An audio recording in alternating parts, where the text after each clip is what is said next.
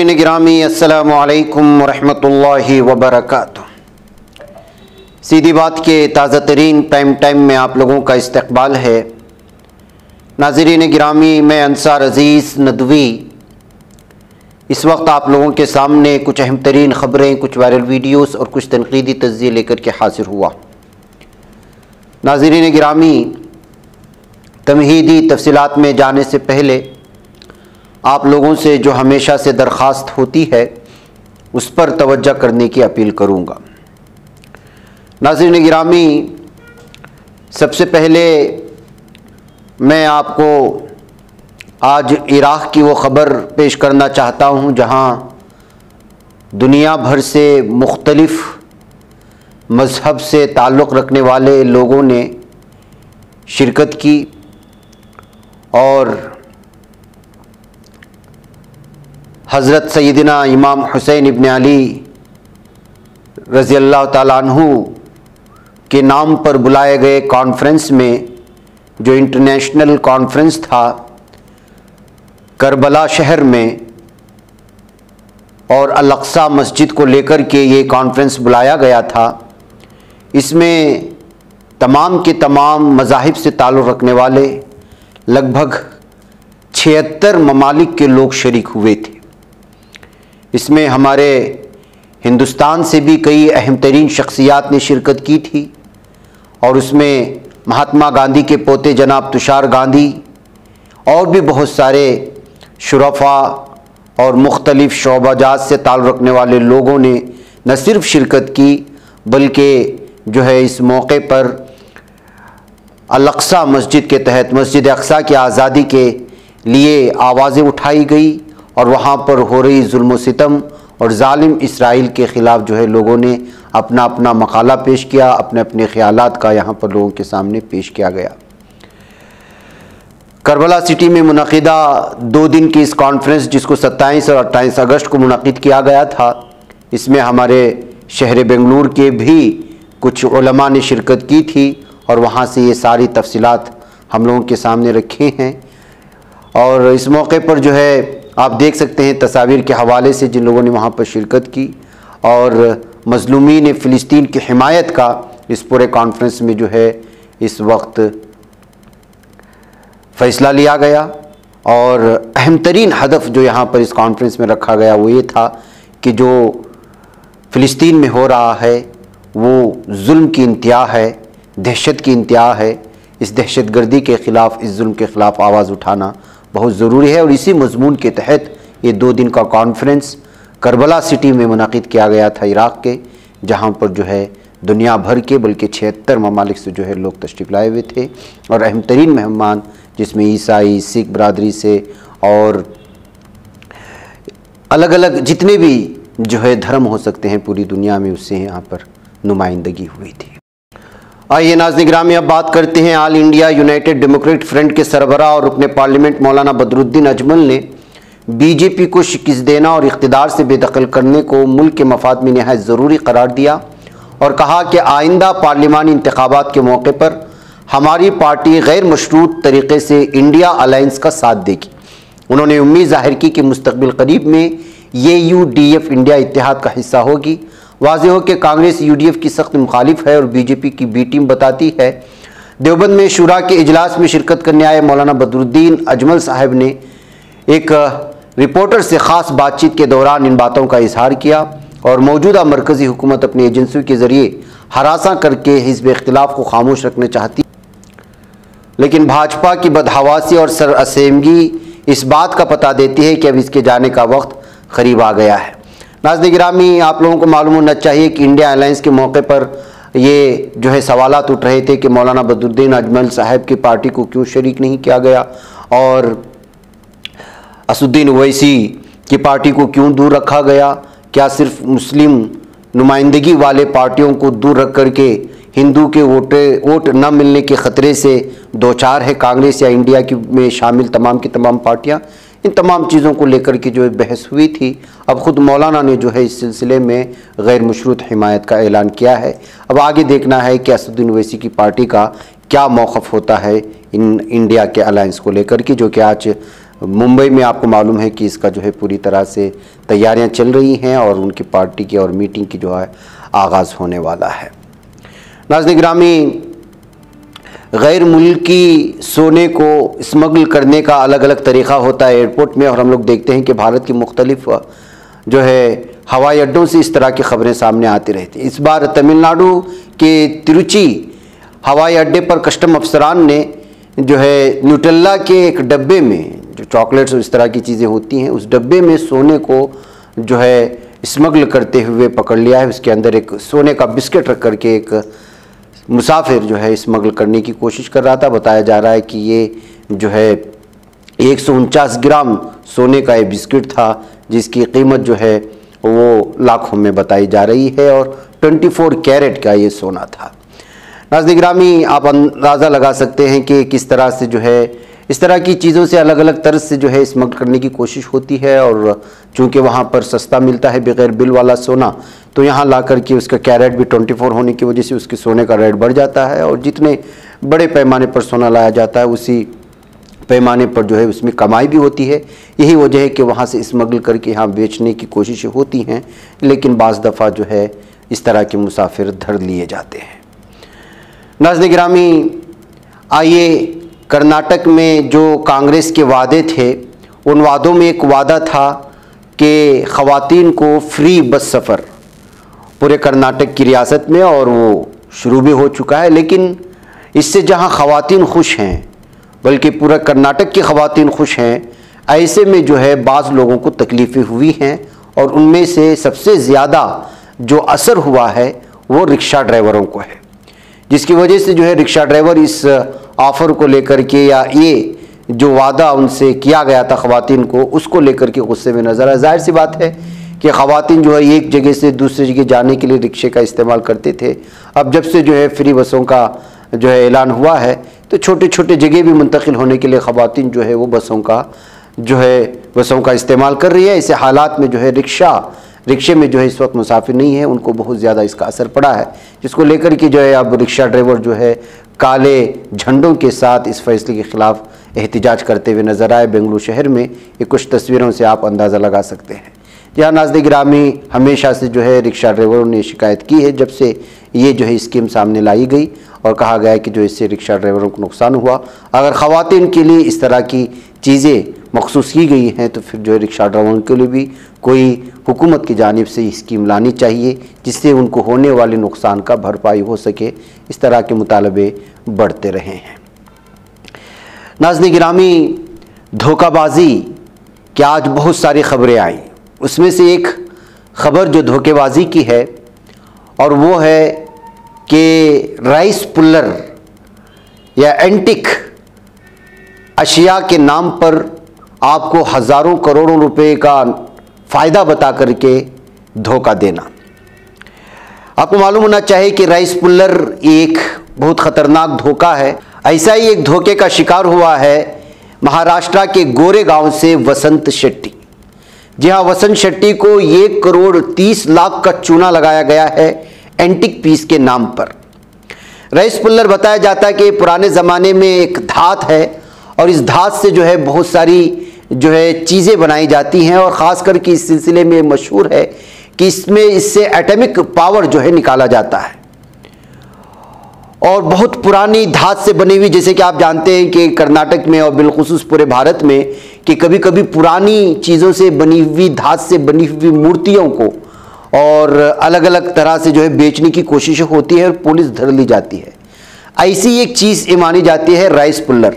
बताया जाता है कि राइस पुल्लर में ये धात जो होता है, वो धात में उसके सामने से अगर आप चावल रख लेते हैं तो चावल को खींच लेता है, और यही उसका पावर होता है, और ये जितनी दूरी तक उसको खींचता है उसके पावर में इजाफा होता जाता है, और उसके बजट में, उसकी कीमत में भी इजाफा होता जाता है।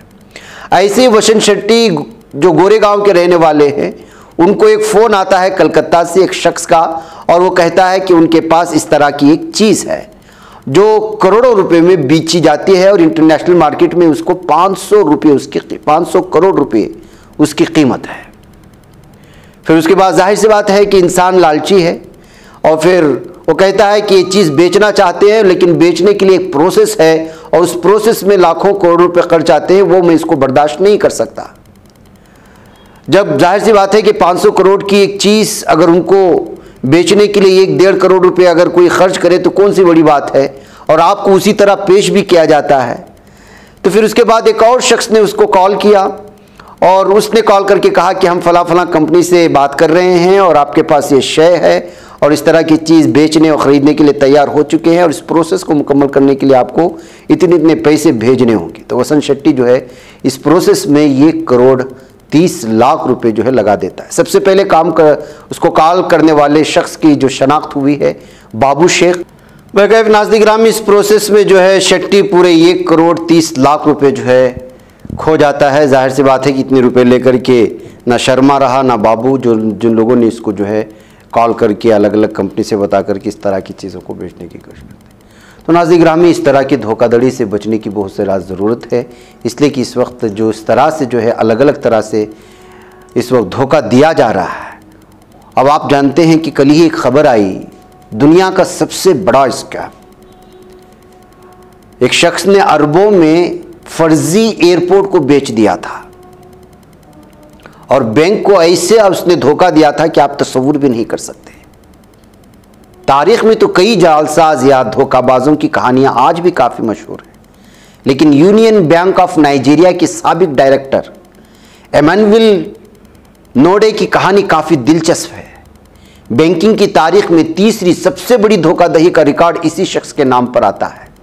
इसने खुद को नाइजीरिया के सेंट्रल बैंक का गवर्नर बनकर ब्राज़ील के एक बैंक को एयरपोर्ट बनाने के नाम पर तकरीबन $242 मिलियन, अगर इंडियन रुपीस में बताया जाए तो 20 अरब रुपए का चूना लगा दिया था। और इसकी तस्वीरें आप देख लीजिए।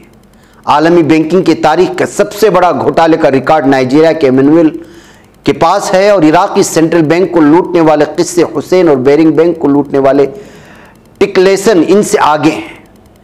नाज़रीन गिरामी, अबागाना के अवेले के नाम से मशहूर एमानुएल ने ब्राज़ील के साओ पाउलो में वाक़े बैंको नोरो से डायरेक्टर नेल्सन सागाकोची को खुद को नाइजीरिया के मरकजी बैंक का सदर बताकर $242 मिलियन रुपए का धोखा दिया था। इस घोटाले को अंजाम देने के लिए मैन पावर का भी इस्तेमाल किया था। उसने अपनी टीम में एक जोड़े को क्रिश्चियन एक्चोराना जम्बा और अमाकाना जेम्बा के साथ साथ एमानुएल और भी बहुत सारे लोगों को अपने साथ लेकर के इस पूरे धोखाधड़ी के लिए एक ऑफिशियल टीम तरतीब दी थी और उसी तरह से आपको पेश किया था जिसे गवर्नमेंट के ऑफिशियल अपने आप को पेश करते हैं। खुद को नाइजीरिया के मरकजी बैंक का सदर बताने वाले एमानुएल ने ब्राज़ील के डायरेक्टर नेल्सन सागाकोची को अपने मुल्क में हवाई अड्डा बनाने में मदद के बदले 10% कमीशन देने का वादा करके सरमायाकारी करने पर आमादा किया था। और एमानुएल और नेल्सन सागाकोची के दरमियान जो कुल डील हुई थी वो $242 मिलियन की हुई थी और उसमें $191 मिलियन नकद और बाकी रकम 1995 और 1998 के दरमियान सूद के साथ अदा की जाती थी। लेकिन इंकिशाफ उस वक्त हुआ जब एक हिस्पानवी मल्टीनेशनल कंपनी ब्राज़ील के बैंक बांको नोरो सिटी को हासिल करने गई और मालूम हुआ कि इस बैंक के कुल सरमाया का निस्फ गायब है। फिर उसकी तहकीकात शुरू हुई और एमानुएल को पकड़ लिया गया। तो नाज़रीन गिरामी, इस तरह की धोखाबाजी होती है। दो खबरें आप देखने के बाद मैं आपको खुद जो है हुकूमत किस तरह से धोखा देती है वो कहानी भी सुनाना चाहता हूँ, जो आज की ताज़ा खबर है आप तक पहुँच गई होगी। ऐसा लगता है कि हिंदुस्तान का अडानी ग्रुप एक बार फिर अपने मुबैना संगीन मालियाती घोटाले में फंस गया है।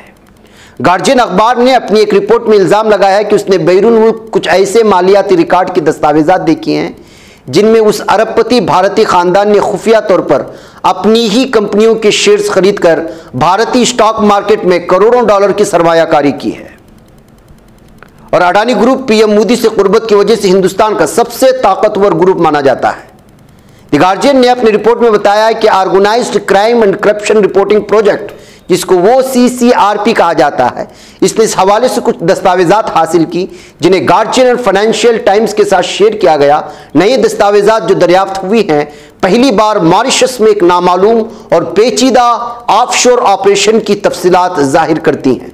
ऐसा लगता है कि इस ऑफशोर ऑपरेशन को अडानी के साथ ही कंट्रोल करते हैं। इससे जाहिर यह भी होता है कि इसने मुबैना तौर पर 2013 से 2018 तक अपनी ग्रुप कंपनियों के हिस्से की कीमतों में इजाफे के लिए इस्तेमाल किया गया था। अब तक अडानी ग्रुप का यह ऑफशोर नेटवर्क नाकाबिल तस्खीर था।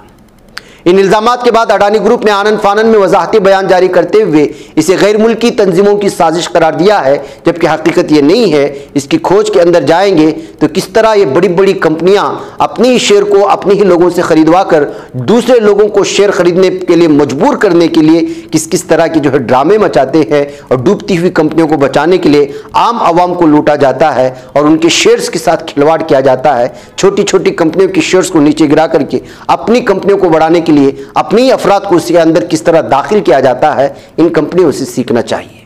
उन्होंने हमेशा कवानीन पर अमल किया है, ये उनकी बात है, लेकिन इस रिपोर्ट की वजह से अडानी ग्रुप के शेयर्स में जबरदस्त गिरावट आई है और उसकी मार्केट कैप वो 150 बिलियन डॉलर तक कम हो गई है। आप अंदाजा लगा सकते हैं, एक रिपोर्ट में जो है इस वक्त इस पूरे मार्केट की गिरावट में 150 बिलियन डॉलर की अगर कमी आती है तो आप अंदाजा लगा सकते हैं कि कितना बड़ा नुकसान उठाना पड़ता है कंपनी को। तो नाज़रीन गिरामी, ये सब धोखाधड़ी के एक तरीके हैं जो इस वक्त निकलकर सामने आती जाती हैं। बहरकैफ उधर हॉलैंड से खबर आ रही है कि हॉलैंड की एक अदालत ने 29 अगस्त मंगल के रोज़ पाकिस्तानी कौमी क्रिकेट टीम के साबिक खिलाड़ी खालिद लतीफ़ के खिलाफ इस्लाम मुखालिफ यूरोपीय सियासतदान डॉन गैरिएट विल्डर्स के कत्ल पर उकसाने की मुबैना कोशिश के इल्ज़ाम में मुकदमे की समाअत की है। हॉलैंड के सरकारी प्रोसिक्यूटर्स ने अदालत को बताया कि क्रिकेटर खालिद लतीफ़ ने सन 2018 में सोशल मीडिया पर पोस्ट की गई अपनी एक वीडियो में विल्डर्स को कत्ल करने का मुतालबा किया है और उसके लिए $23,000 के इनाम की भी पेशकश की थी। ये उस वक्त की बात है जब विल्डर्स ने आप सल्लल्लाहु अलैहि वसल्लम के कार्टून्स का नाउज़ुबिल्लाह एक मुकाबला मुनाकिद कराने के अपने एक मंसूबे का ऐलान किया था, और इस्लाम में आप सल्लल्लाहु अलैहि वसल्लम की तस्वीर बनाना ममनू है और बेशतर मुसलमान ऐसे जो है नाजेबा हरकत और इस तरह की चीज़ें बनाने को शरई नुक्ते नज़र से गैर इस्लामी हराम फेल समझते हैं। जाहिर सी बात है कि पाकिस्तान के उस साबिक क्रिकेटर ने इस तरह से जो किया था, अब जो है पाकिस्तानी क्रिकेटर के ख़िलाफ़ यहाँ पर जो है केस दर्ज कर लिए जाने की खबर सामने आ रही है। नाज़रीन गिरामी, आइए एक और खबर की बात करते हैं, और वो है न्यूयॉर्क से जो आ रही है। अमेरिका के शहर न्यूयॉर्क सिटी में मेयर की जानिब से जारी करदा गाइडलाइन के तहत लाउड स्पीकर पर अजान दी जा सकेगी, और न्यूयॉर्क सिटी के मेयर एरिक एडम्स ने कहा है कि नए कवानीन के तहत मसाजिद को जुमा के दिन और रमज़ान के महीने में मगरिब के वक्त लाउड स्पीकर पर अजान देने के लिए किसी खुसूसी इजाज़तनामे की ज़रूरत नहीं होगी। मेयर के इस ऐलान को मुसलमान कम्युनिटी ने बड़े पैमाने पर सोशल मीडिया पर शेयर करके खुशी का इजहार किया है। न्यूयॉर्क सिटी के मेयर के मुताबिक महकमे पुलिस का कम्युनिटी अफेयर्स ब्यूरो मसाजिद के साथ मिलकर नए रहनुमा खतूत पर बातचीत करेगा और इस बात को यकीनी बनाएगा कि अजान को नशर करने के लिए इस्तेमाल होने वाले आलात मुनासिब जो है डिसेबल लेवल पर सेट हों। और मेयर के दफ्तर ने कहा कि मसाजिद इबादतगाहें 10 डिसेबल तक मुहीत आवाज़ की सतह पर अजान नशर कर सकती है। नाज़रीन गिरामी, आज की एक और सबसे अफसोसनाक खबर, और वो है जोहान्सबर्ग, जहां जनूबी अफ्रीका के वस्ती जोहान्सबर्ग में एक 5 मंजिला इमारत में आज आग लगने से 62 अफराद के हलाक होने की अब तक की खबर आ रही है। हलाकतों में इजाफा हो सकता है, इसलिए कि जख्मियों की तादाद लगातार बढ़ती जा रही है। इसी दौरान फिलिपाइन की रिहायशी इलाके में कपड़े की फैक्ट्री में आग लगने से 15 अफराद हलाक हुए हैं। इन दोनों हादिसात में 77 अफराद की अलमनाक मौत हो चुकी है, एक जो जनूबी अफ्रीका के जोहान्सबर्ग में पेश आया और दूसरा फिलिपाइन में। ताहम बड़ी तादाद में लोग जख्मी भी हुए हैं। राहत और बचाव का काम जारी है और वहाँ की वीडियो लगातार आग लगने की वायरल हो रही हैं, लेकिन वीडियोस हम आपके सामने रख नहीं सकते जो है यूट्यूब के कवानीन के चलते। जनूबी अफ्रीका के शहर जोहान्सबर्ग में 5 मंजिला इमारत में यह आग लगी थी और आग बुझाने के लिए फौरी तौर पर एजेंसी खिदमात को जाए वक़ा पर रवाना कर दिया गया है। इमरजेंसी मैनेजमेंट सर्विस के तर्जुमान रॉबर्ट मौलाजी ने एक मकामी नशरियाती इदारे को बताया कि 62 लाशें निकाली जा चुकी हैं और 43 अफराद को जो है जख्मी जो हुए हैं उनको अस्पताल भेजा जा चुका है। और फिलिपाइन में जो मामला पेश आया, ये फिलिपाइन के शहर कोइजुन नामे एक इलाके में पेश आया है और इसके रिहायशी इलाके में जो कपड़े की फैक्ट्री थी उसमें अचानक आग लग गई थी और इसमें 15 अफराद जो हलाक हुए। इस दौरान सैलाब, ट्रैफिक जाम और गलत एड्रेस की वजह से फायर ब्रिगेड के पहुंचने में ताख़ीर भी मंजर आम पर सामने आई है, जिसकी वजह से यहाँ पर जो है अलग अलग तरह के तबसरे पढ़ने को मिल रहे हैं। वह नाज़रीन गिरामी में जहाँ पर इजाज़त है, इंशाअल्लाह फिर आप लोगों से मुलाकात होगी। अस्सलामु अलैकुम रहमतुल्लाहि व बरकातहू। बच पाता है कोई सहाफ़ी की निगाहों से, मिलाता है ये लोगों को मोहब्बत की पनाहों से।